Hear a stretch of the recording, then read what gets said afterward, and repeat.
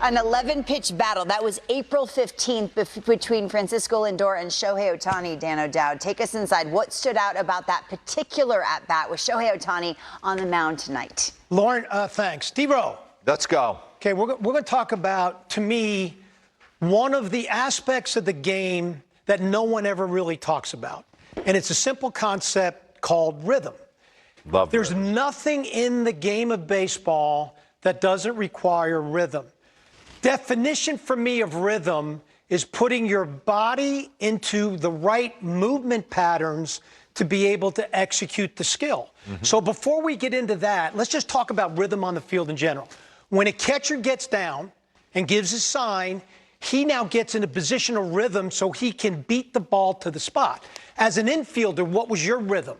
Yeah, it was one, two, boom. Rhythm to try to put yourself in position to be on time and in movement patterns to be able to execute a skill. Work it into good hops. Same thing in the outfield. You're in a position of rhythm to be able to get a good first step to be able to execute a skill and beat the ball to the spot. But there's no place on the field that the battle of rhythm is more prevalent than the pitcher versus the hitter. The pitcher is trying to interrupt the hitter's comfort level of rhythm, and the hitter is trying to dance with the pitcher. And then we'll talk about how that has a little bit dissipated now in the modern age of hitting. Nobody in the game, to me, is a more rhythm-based hitter than Frankie Lindor. I think his game revolves around impeccable timing based upon the rhythm he creates for his movement patterns. So let's go through it. Early in this at-bat, look at how comfortable Frankie is, D-Row. Yeah. Look at his rhythm. Okay, let's wind that back just a little bit. Look at his hands, look at his body, look at his rhythm to the pitcher. Even though he swung and missed at this pitch, you can go, he is really, really comfortable. No doubt. Really comfortable. Look at that take. No, no panic at all. Oh, look at that take. Saw it big. He's okay. Now, and look at that. Now look at him, look. Okay. Now it changes. Ohtani, right here, after this, Ohtani recognizes. Most pitchers are going to go hard. Ohtani goes soft. Japanese players are great at doing this. Quick pitched him right there. Threw a changeup, got him out in front. Okay. He altered his delivery. Another cutter up top, sweeper. He doesn't look at that's a quick pitch right there. He hardly. Let's back that up real quick. Saw that. Let's back that up. Now watch Frankie's look at his face. Back it up all the way. Go back. Okay. Right there. Now watch him quick pitch here. 3-2 count. No leg left. Look, he throws a change. Four-seamer way. Look at Frankie's smile. That's an example of respect that Frankie knew earlier in that at-bat. He had him. Francisco was on everything. That's why he had to make something up on the fly to get him out. Art of pitching. He didn't go hard. He went soft. And like we had Yoshida in Colorado, another Japanese pitcher, was great at doing this.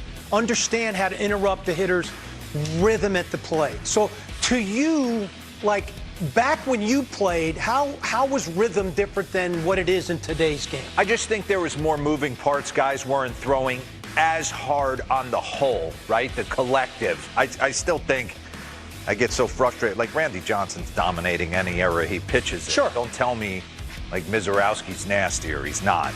But the collective throw harder now. So being around the guys during the WBC, they talked about eliminating all that rhythm and dancing parts. We used to dance with the pitcher. When the pitcher's leg came up, that's when I went into my toe tap. Most guys would be early with the leg kick or whatever and try to dance. Franklin Ticket Stubbs was my hitting coach in the minor leagues with the Braves. He used to say, D-Row, pick out a love song and sing it in the box to calm you down and just, you know, get a Whitney Houston jam going to kind of get you to relax. So when you faced a pitcher, I mean, in your mind, you were trying to do what with him on the mound? Yeah, I know. I was trying to be on time for his heater middle away, one ball out. That's what I was telling myself.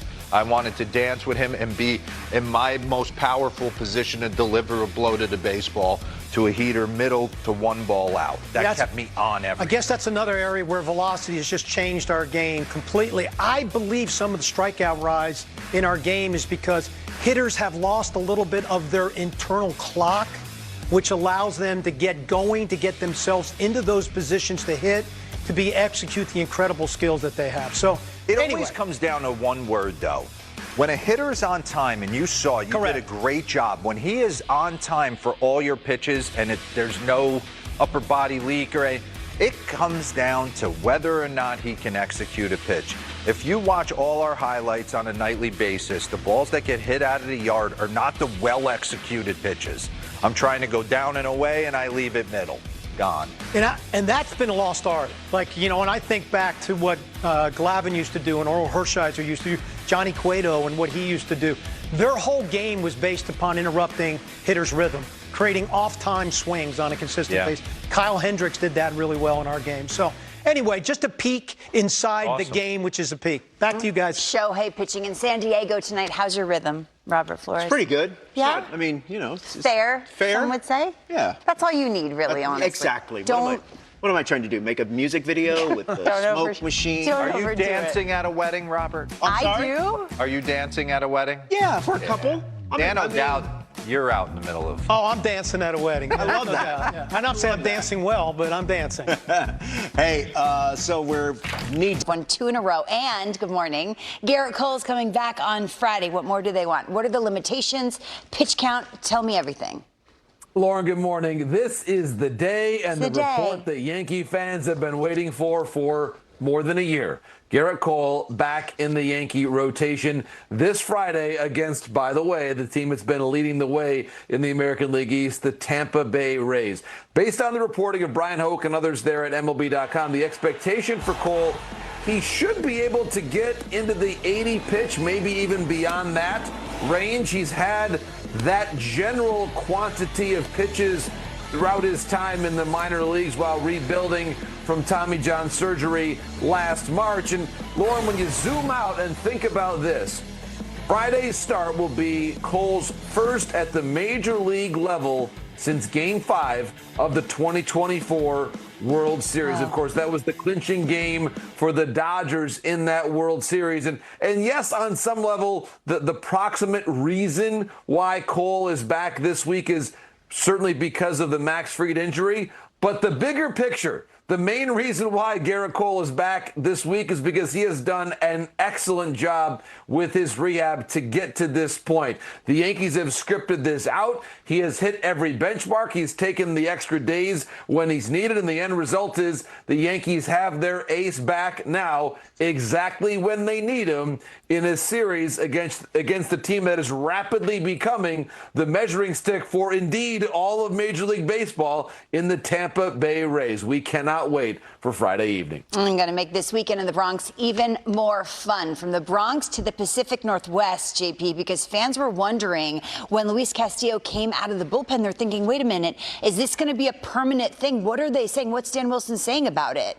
Lauren, this was a benchmark moment in the Seattle Mariners season because with Bryce Miller coming back and Miller getting the start yesterday, it was apparent that the Mariners now have 6 starting pitchers for 5 spots. And there was not going to be a long-term 6-man rotation when you consider the importance of having that consistency. So for Castillo, the first Major League regular season relief appearance of his career, and I do believe this is going to become the plan, at least for the near term. There you see his numbers. Now, that game got away late from the Mariners. It was Munoz on the mound when the White Sox scored the tying and winning runs.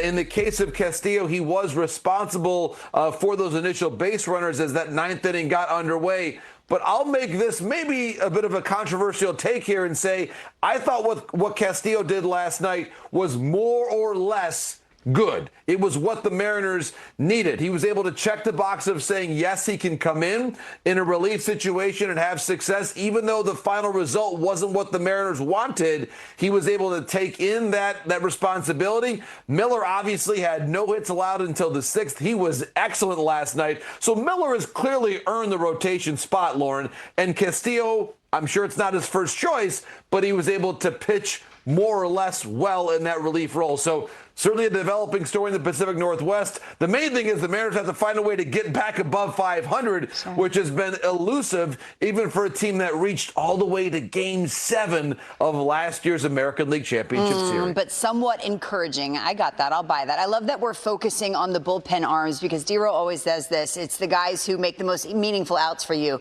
right? In the postseason, it's time